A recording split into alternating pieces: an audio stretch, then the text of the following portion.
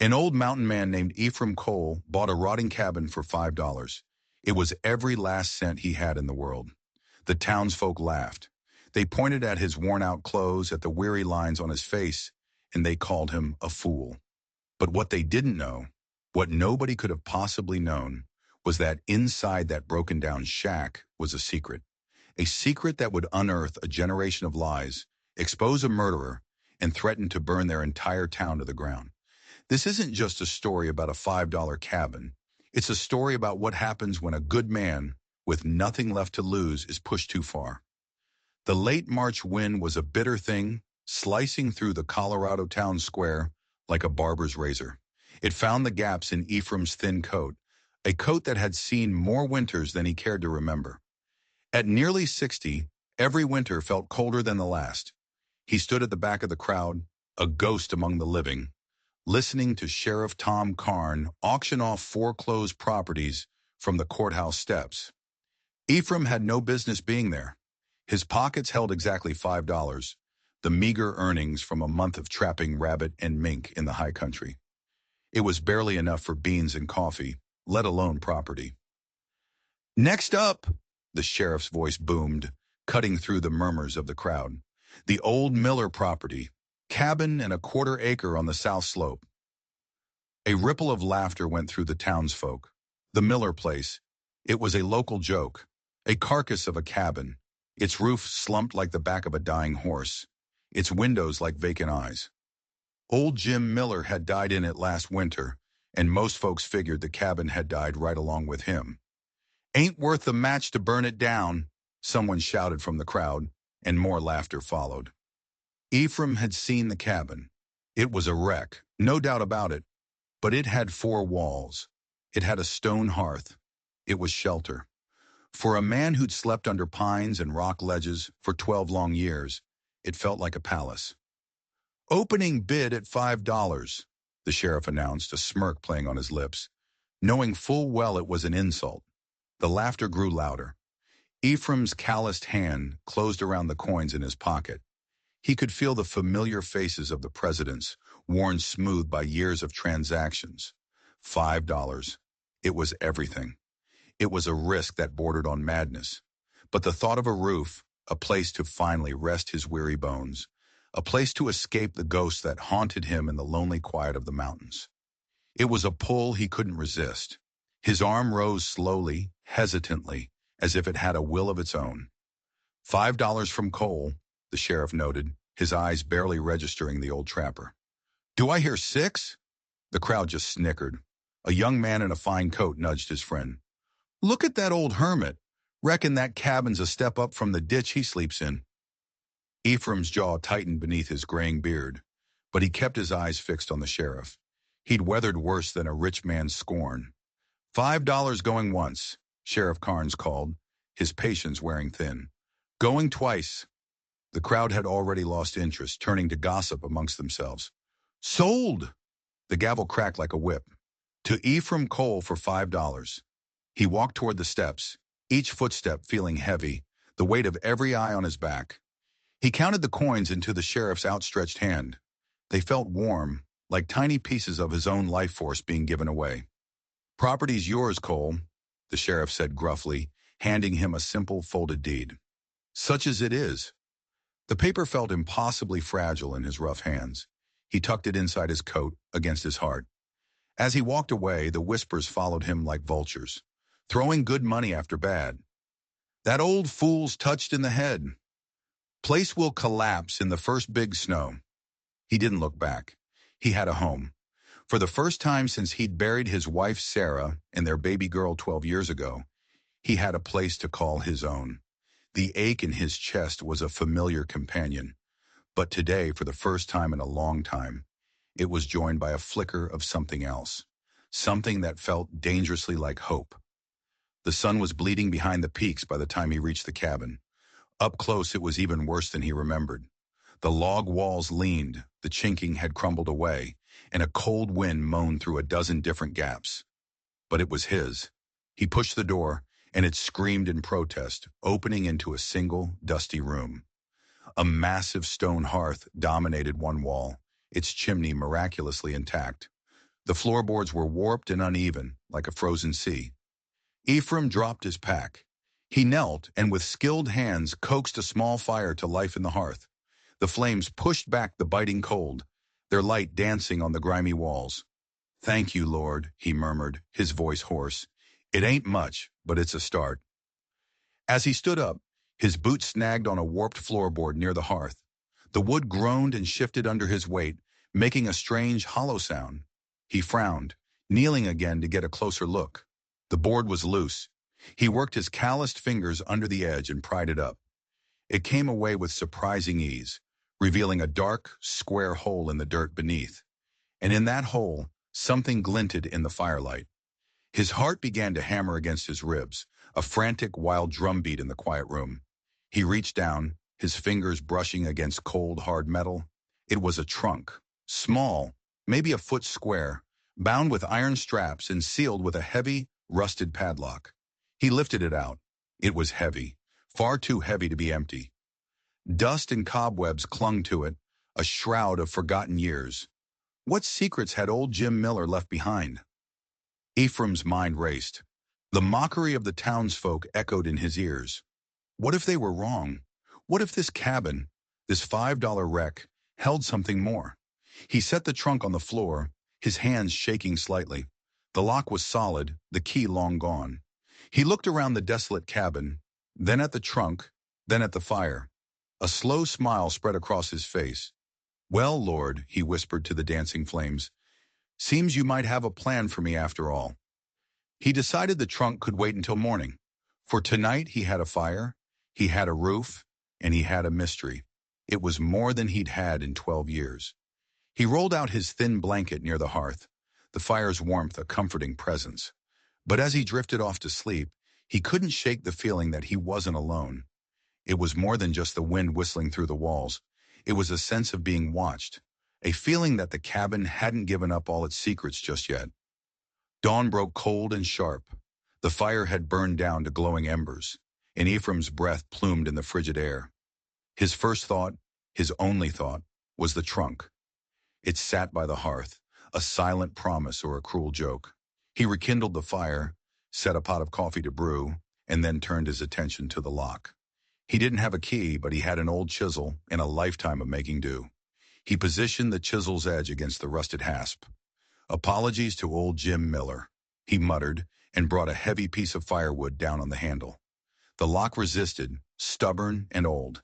He struck it again, harder this time. With a sharp crack that echoed in the tiny cabin, the metal shrieked and gave way. His hands trembled as he lifted the heavy lid. A musty smell of old paper and trapped time rose to meet him. His heart sank. There were no gold coins, no glittering jewels, just bundles of paper tied with faded ribbons. Just paper, he sighed, the flicker of hope dimming. He'd been a fool after all.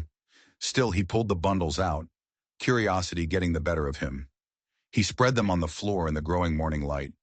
His reading was slow, a skill Sarah had patiently taught him so many years ago. The first bundle was land patents, filled with elaborate script and official seals. The next held mining deeds, dense with legal jargon that made his head spin. Water rights, mineral rights, deeds to hundreds of acres of timberland. It was a treasure trove, but a treasure he couldn't comprehend.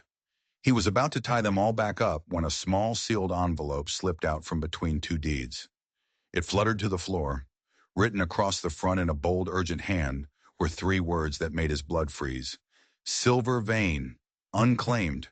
His fingers shook so badly he could barely break the wax seal.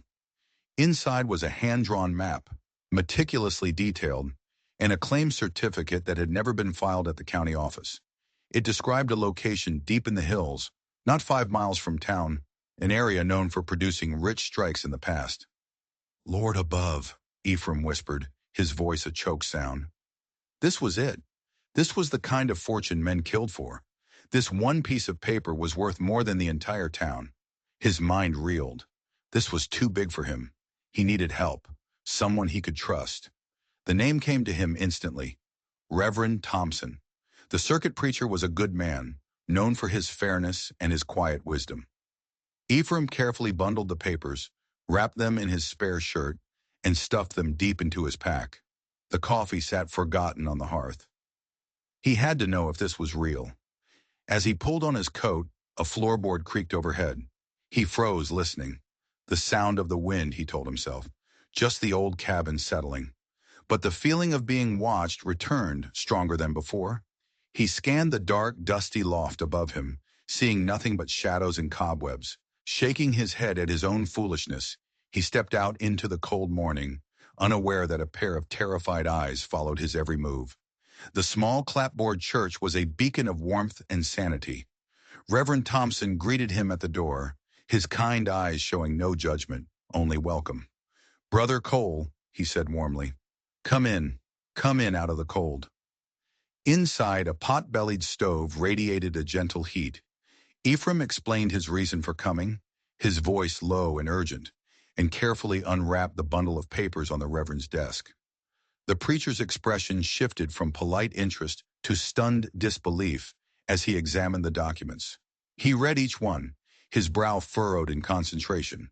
When he got to the map and the unclaimed silver certificate, his jaw went slack. He looked up, his eyes wide. "Brother Cole," he said, his voice barely a whisper, "do you have any idea what you found?" Ephraim shook his head. "I reckon it's important." "Important doesn't begin to cover it," the Reverend said, his voice gaining strength. "These deeds, these water rights, they control nearly the entire south slope of this valley. The railroad has been trying to acquire this land for years." His finger tapped the silver certificate. "And this, if this is genuine, and I know Jim Miller was a first-rate surveyor, this could be one of the richest silver strikes this territory has ever seen." The room seemed to tilt. Ephraim gripped the arms of the chair to steady himself. You're certain?" "The documents appear to be authentic," Thompson confirmed. "If these are verified, Ephraim, that $5 you spent may have just made you the wealthiest man in this county." Wealthy. The word felt foreign, impossible. After a lifetime of scraping by, of cold nights and empty bellies, the concept was too vast to grasp. The Reverend gave him advice on how to proceed, who to see at the county office, and cautioned him to be discreet. News like this could bring vultures circling. Ephraim walked back to the cabin in a daze. Rich. He was rich. He could have a real home, good food, a warm bed. He could finally live without the constant, grinding weight of poverty. He could finally leave the ghosts of his past behind. That night, kneeling by the hearth, he spoke to his wife for the first time in years. "Sarah," he whispered, his voice thick with emotion, maybe the Lord hasn't forgotten us after all." He fell into an exhausted sleep, dreaming of a future he'd never dared to imagine. He didn't hear the soft footsteps in the loft above. He didn't see the small figure who crept down the ladder, drawn by the smell of the rabbit stew he'd left simmering on the hearth. He didn't wake when the figure took a small piece of bread and scurried back into the shadows. His dreams were filled with silver and sunlight, and he remained blissfully unaware that his new fortune was already in jeopardy. The cabin's greatest secret was not hidden in a trunk. It was hiding in the darkness, and it was about to change everything. The next morning, Ephraim decided it was time to make the cabin a proper home. He started by sweeping, the old broom raising clouds of dust that danced in the sunbeams slanting through the grimy windows. As he swept near the ladder to the loft, he heard it, a small sound quickly muffled. A cough. He froze, broom held aloft. He was not alone. "Hello," he called out, his voice steady despite the sudden pounding of his heart. "Anyone up there?" Silence, but he could feel it, a presence. He set the broom down and started up the ladder, the old wood groaning under his weight. As his head cleared the loft floor, his eyes adjusted to the gloom. In the far corner, huddled against the sloping roof, was a small girl. She couldn't have been more than 12, with tangled black hair, huge dark eyes, and a face thin with hunger and fear. In her small, trembling hands, she clutched a small, sharp knife. Ephraim stopped on the ladder, making no sudden moves. "Easy now," he said, his voice gentle, the way he'd talk to a spooked fawn. "I'm not going to hurt you." This was my father's house, she whispered, her voice raspy. Her knuckles were white on the knife handle. I know, Ephraim said softly. I bought it at the auction. He looked closer. Her high cheekbones and coppery skin spoke of native blood. What's your name, child? Rosa, she said. Rosa Martinez. Her voice cracked. My father. He worked for the railroad. He died. I'm sorry to hear that, Ephraim said, and he meant it. How long have you been up here? Since they took him, she whispered, a tear tracing a clean path through the grime on her cheek. 3 days. 3 days. Alone. In the cold. Without food. Ephraim's heart twisted. You must be starving, he said. I've got some venison and cornbread. You want some? Her eyes, wide and suspicious, darted from his face to the ladder. Why would you help me? Because it's the right thing to do, Ephraim said simply, and no child should be hungry. He backed down the ladder and retrieved the food from his pack. He climbed halfway back up and held it out to her. She watched him for a long moment, then scurried forward, snatched the food, and retreated to her corner. The knife clattered to the floor as she tore into the bread, sobbing as she ate. Slow down, he cautioned gently. Small bites. When she'd finished, she wiped her eyes on her sleeve. Thank you, Senor. Ephraim, my name is Ephraim Cole. Senor Cole, she said, her expression suddenly serious. The papers you found. In the trunk. Ephraim's blood went cold. What about them? They are not yours, she said, her voice gaining a surprising strength. They belong to my people, the Apache, this land, the silver. It was stolen from us by the white men, by the railroad. The words hit him like a physical blow. The fortune, the hope, the dream of a new life. All of it was built on a lie, a theft. His wonderful discovery was nothing more than proof of a terrible crime. My father, Rosa continued, her voice trembling with a mixture of grief and anger. He was trying to get it back. He had all the proof, the original treaties, the records. He was going to expose them. Her eyes locked on his. And then he had an accident at the rail yard. An accident. Ephraim thought of the whispers he'd heard in town, of a man who fell under a train, a man named Martinez. It wasn't an accident. He knew it with a certainty that chilled him to the bone. They had killed her father to silence him, and now he, Ephraim Cole, was in possession of the very thing they had killed for. The $5 cabin wasn't a blessing. It was a curse. It was a death sentence. And now this little girl, this orphan, was tangled up in it with him. His life had just gone from complicated to deadly. The weight of Rosa's story settled over Ephraim like a burial shroud. Every hope he had harbored was now tainted, every dollar of his newfound wealth dripping with blood and betrayal. He looked at the girl, her small frame trembling, and saw not just an orphan, but the heir to a stolen legacy. He was no longer a fortunate man who'd stumbled upon a treasure.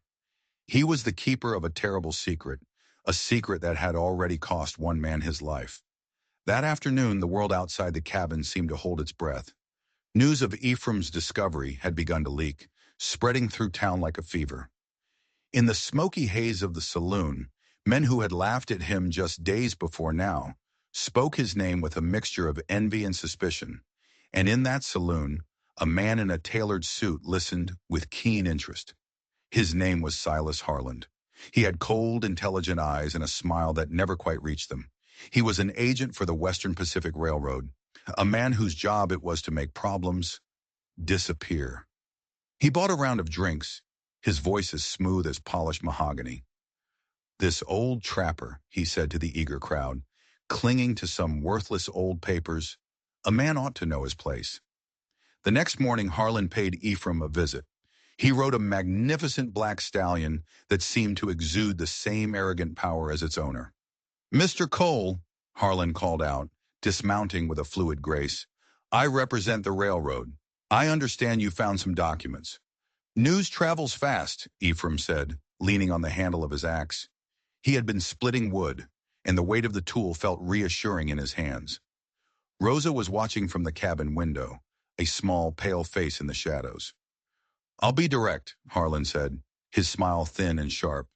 Those papers are meaningless historical novelties. But the railroad is a generous entity.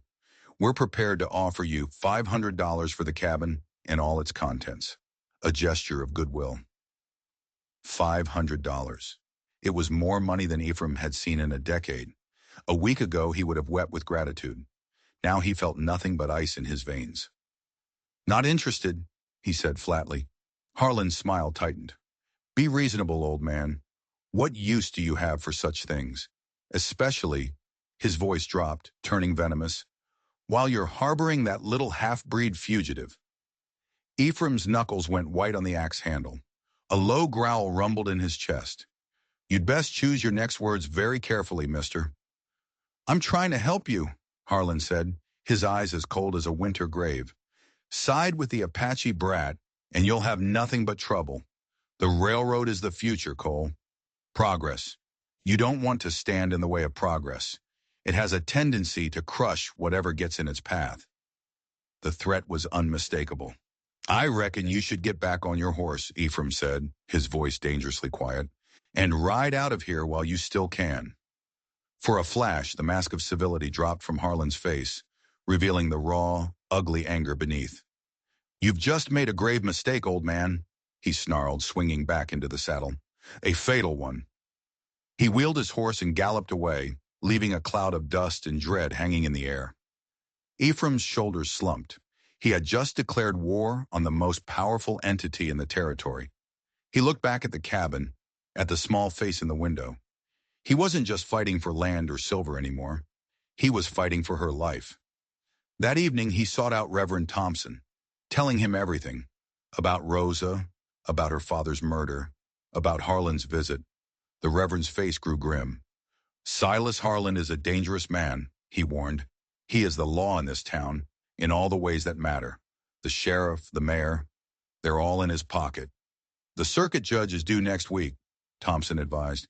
Judge Harrison, he's a hard man, but fair. It's our only chance. We must present the case to him.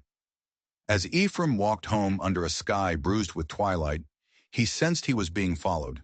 He didn't turn, but he felt a presence in the pines alongside the path. You can come on out, Rosa, he said softly. She emerged from the trees, her eyes wide and wary. I was worried, she whispered. That man, he has snake eyes. He does at that, Ephraim agreed.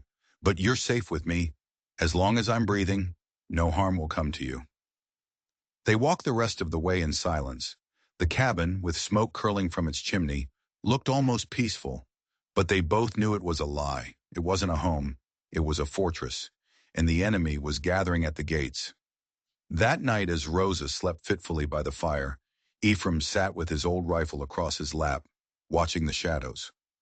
Harlan wouldn't wait for the judge. He would act, and he would act soon. Every creak of the old cabin, every moan of the wind, sounded like an approaching footstep. The $5 cabin had given him a fortune, then a family, and now it seemed it was going to give him a grave. The days leading up to the judge's arrival were a blur of tension and quiet preparation. Ephraim and Rosa became a team, their lives intertwined by shared danger. He taught her how to set snares, how to read the tracks of animals in the woods. She, in turn, showed him the herbs her father had taught her to identify, which ones could be used for seasoning, which for medicine. They worked to fortify the cabin, patching the walls, reinforcing the door.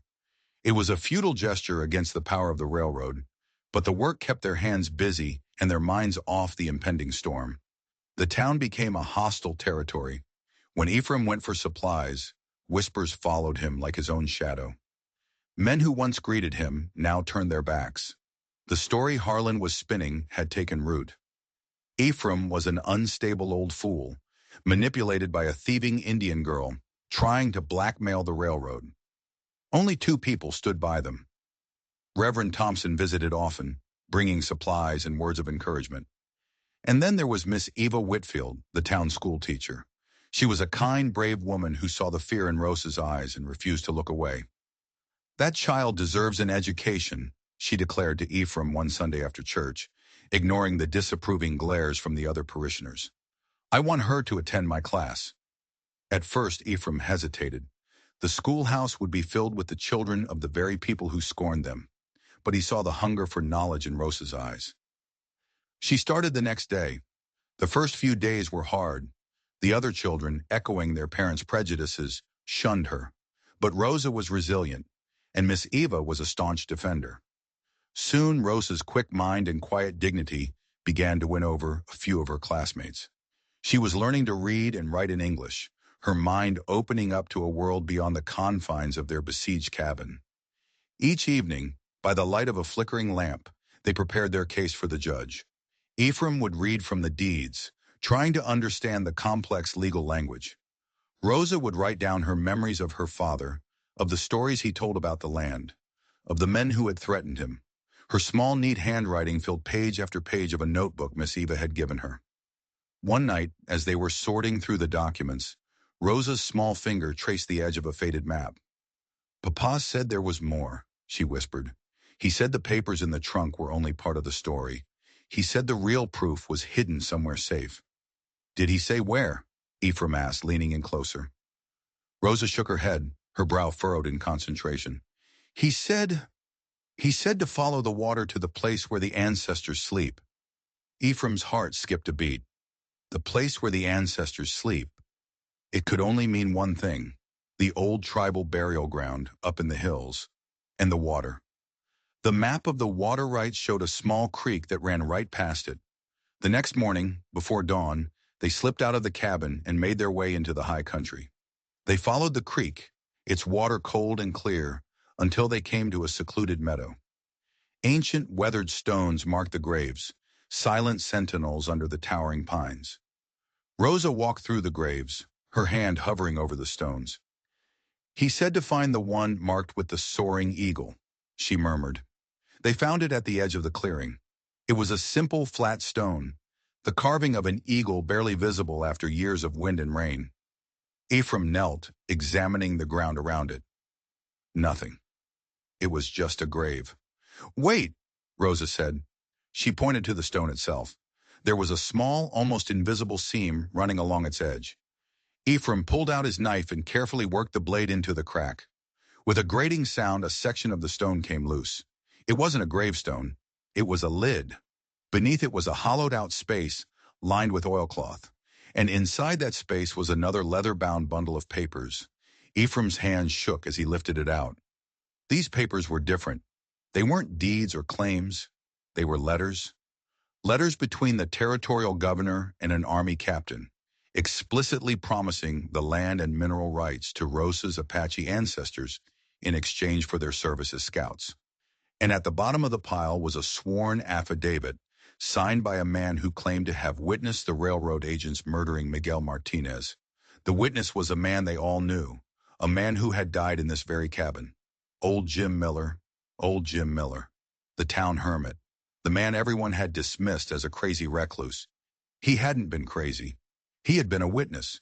He had been hiding the truth, protecting it until someone worthy could bring it to light.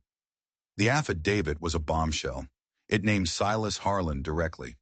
It described the murder of Rosa's father in cold, brutal detail. Jim Miller had seen it all, and before he died, he had written it all down. Now they had it. The smoking gun. The one piece of evidence that could not be denied. They raced back to the cabin, their hearts pounding with a mixture of terror and triumph. The judge was arriving tomorrow. They finally had a fighting chance. The morning of the hearing, the courthouse was packed. It seemed the entire town had turned out to witness the spectacle. Harlan sat at a table with a slick-looking lawyer from Denver, looking confident and unconcerned. Ephraim, Rosa, Reverend Thompson, and Miss Eva sat opposite them. A palpable tension filled the room. Judge Harrison entered, a tall, stern man with eyes that missed nothing. He called the court to order, and the proceedings began. Ephraim presented his case first. He spoke simply and honestly, explaining how he had found the documents. He laid the deeds and claims on the judge's bench. Harlan's lawyer sneered, dismissing them as forgeries. Then Rosa took the stand. In a clear, steady voice, she told her story. She spoke of her father, of his love for the land, and of his fight against the railroad. She spoke of his death. More than a few people in the crowd were moved to tears by her quiet dignity. Finally, Ephraim presented the papers from the burial ground. He read Jim Miller's affidavit aloud. A collective gasp went through the courtroom. Every eye turned to Silas Harland. For the first time, a flicker of fear showed on his face. "This is an outrage," his lawyer shouted. "You can't accept the word of a dead lunatic over a respected businessman." But the judge was studying the affidavit, his expression unreadable.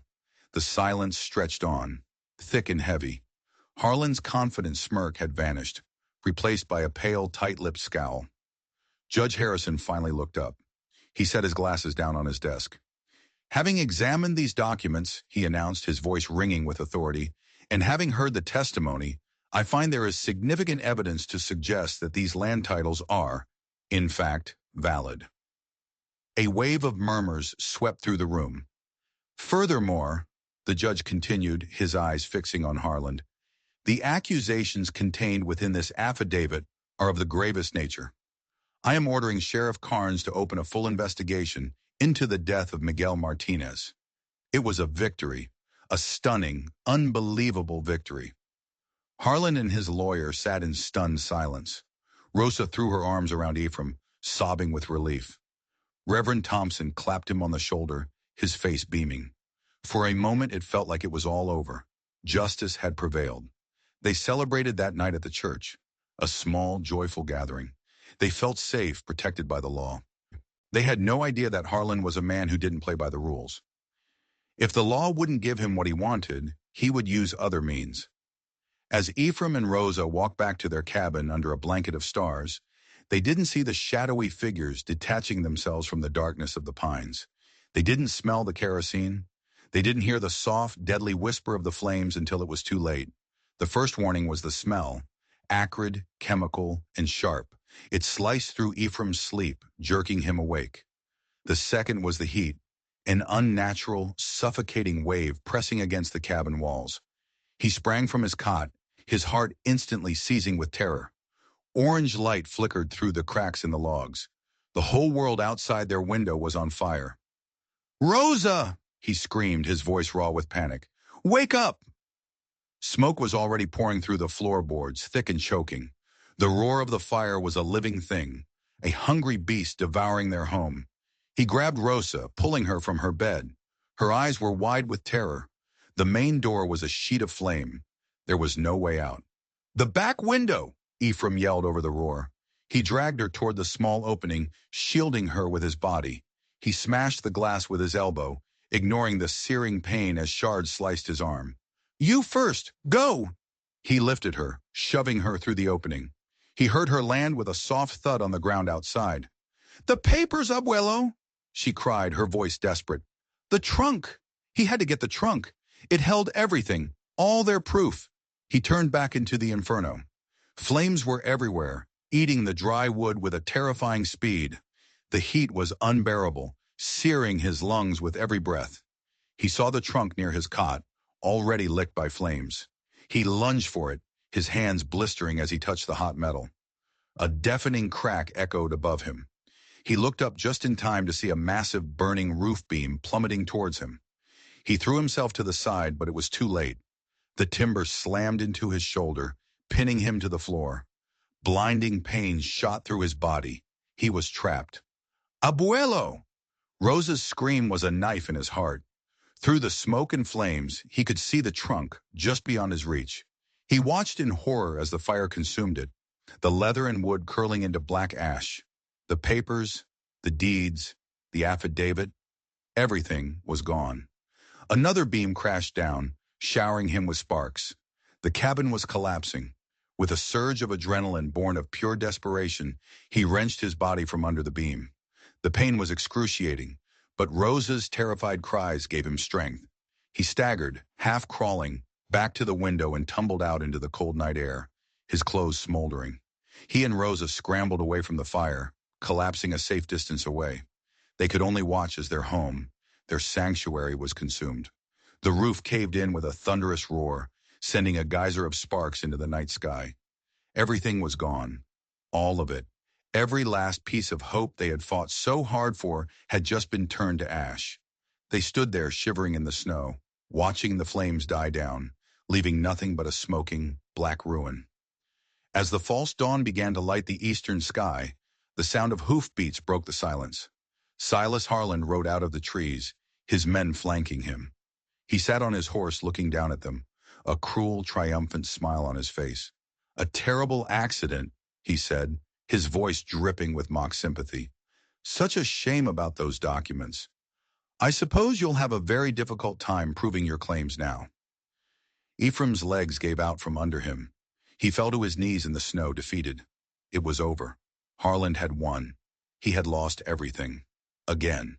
He had failed to protect his home. He had failed to protect Rosa's legacy. He bowed his head, the smoke and grief a choking weight in his chest. But then he felt a small hand on his arm. "Abuelo," Rosa whispered, her voice shaking but firm. "Look." She opened her clenched fist.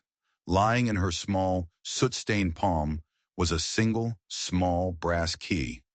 It was scorched and hot to the touch, but it was intact. "I grabbed it from the trunk before I ran," she said.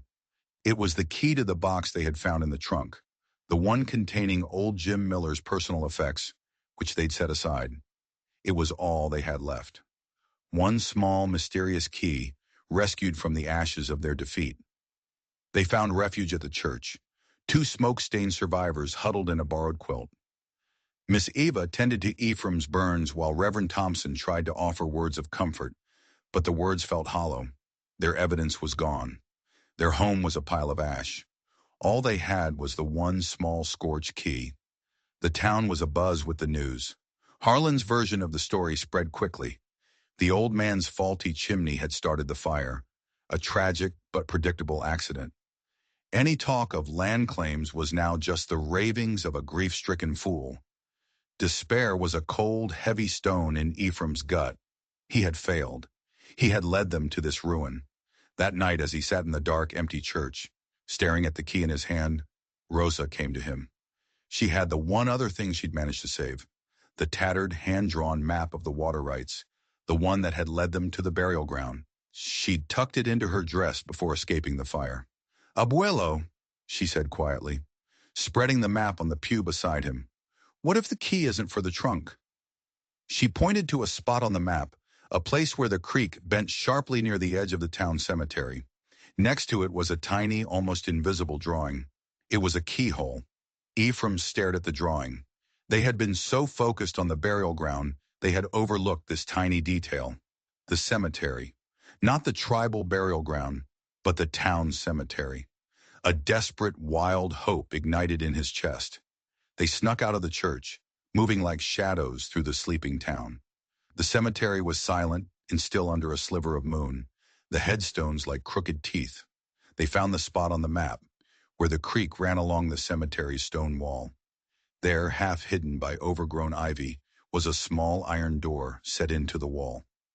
It was a door to an old crypt, a family plot long forgotten. And in the center of the door was a keyhole, black and waiting. With a trembling hand, Ephraim inserted the key. It fit. He turned it, and with a low groan of rusted metal, the lock clicked open. He pulled the heavy door, revealing a dark, musty space. Inside, sitting on a stone shelf, was another iron-bound box. This one was larger, and it was not empty. Inside, protected by oilcloth, was a complete duplicate set of all the documents, the deeds, the water rights, the letters from the governor, and something else, a leather-bound journal. It was Jim Miller's. And on the first page, in shaky but clear handwriting, it read, "If you are reading this, then the decoys in the cabin have been found, and I am likely dead. The real truth is in these pages." The decoy. The trunk in the cabin had been a decoy all along. Jim Miller, clever and cautious, had planted it, knowing his enemies might one day come looking. He had hidden the real proof here, in the last place anyone would think to look. Ephraim and Rosa read the journal by moonlight. It told the whole story. Jim Miller had been the town's original surveyor. He had been forced by the railroad to create fraudulent deeds, effectively stealing the land from the Apache. The guilt had tormented him his entire life. He had spent his final years trying to right his wrong, secretly gathering the original documents and hiding them. The journal detailed every bribe, every threat, every crime committed by the railroad, and it contained one final, devastating secret. The murder of Miguel Martinez was not just ordered by Harlan. The man who had carried out the murder, the man who had pushed Rosa's father under that train, was a man who wore a badge. Sheriff Tom Carnes. The revelation hit them like a lightning strike. The sheriff. The man sworn to uphold the law was a killer, a puppet for the railroad. The whole town was built on a foundation of lies, held together by fear and corruption. Ephraim and Rosa now held the truth in their hands. A truth that was more powerful and more dangerous than any silver mine. They knew they couldn't go to the law. The law was the enemy. They had one chance and one chance only. They had to go to the people. The next evening, Reverend Thompson rang the church bell. It was not a call to worship, but a call to assembly. The whole town, drawn by curiosity and suspicion, filled the pews. Harlan was there, a smug look on his face, sitting next to Sheriff Carnes. They thought it was over. They thought they had won.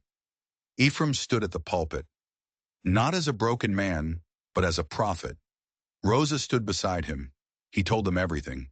He told them about the stolen land, the broken treaties, the lies they had all been living. Then he opened Jim Miller's journal. He read the account of the bribes. He read the account of the threats. And then, his voice ringing with righteous fury, he read the account of the murder of Miguel Martinez. And he named Sheriff Carnes as the killer. A tidal wave of shock and horror washed over the congregation. Sheriff Carnes leaped to his feet, his hand on his gun. "He's lying! It's a trick!" But his face was ashen, his eyes wide with panic. Harlan was shouting, trying to dismiss it all as a fantasy, but it was too late. The dam of silence had broken. One by one, people started to stand up. An old rancher who had been forced off his land. A storekeeper who had been threatened into silence. A woman whose husband had died in a mysterious accident at the rail yard years ago. The stories poured out, a flood of repressed truth and righteous anger. The town had been living under the thumb of the railroad for so long, they had forgotten what it was like to be free. Now they remembered. The crowd surged forward, a righteous mob. They surrounded Sheriff Carnes, tearing the badge from his chest. They turned on Harlan, whose face was a mask of disbelief and rage. He and his men drew their weapons. For a moment, the church was a powder keg, ready to explode into violence. "No!" Ephraim's voice boomed from the pulpit. "We will not become them. We will have justice, not vengeance." Just then, the church doors burst open. It was Judge Harrison. Alerted by Reverend Thompson, he had ridden back early, and he hadn't come alone. He was flanked by a dozen steely-eyed federal marshals. "Silas Harlan," the judge's voice cut through the chaos, "you and your men are under arrest for conspiracy, fraud, and the murder of Miguel Martinez." Harlan and his men were overwhelmed, disarmed, and led away in chains. The corrupt sheriff was taken with them. Justice, swift and final, had come to the valley. In the aftermath, the town was reborn. The land and the silver mine were placed into a trust, managed by a council of townspeople and Apache elders, to be used for the benefit of the entire community, as it should have been all along. The townsfolk, ashamed of their previous judgment, came together to rebuild Ephraim's cabin. They built it bigger and stronger than before, a symbol of their renewed community. As spring arrived, turning the valley green, a new life began. Ephraim, the old mountain man who had lost everything, had found a new family. He adopted Rosa, giving her his name and his heart. Miss Eva became a constant presence at their new home, her warmth and laughter filling the rooms. Ephraim Cole had bought a cabin for $5, a purchase that everyone called foolish. But he had found something inside worth more than all the silver in the mountains. He had found a daughter. He had found a community. He had found justice. And in the end, he had found that the truest wealth isn't what you own, but what you stand for. Thank you for listening to this story. Stories like this remind us that even in the darkest of times, courage and truth can change the world. If you were moved by Ephraim and Rosa's journey, do me a favor and hit that subscribe button. You never know when the next story might be the one you need to hear.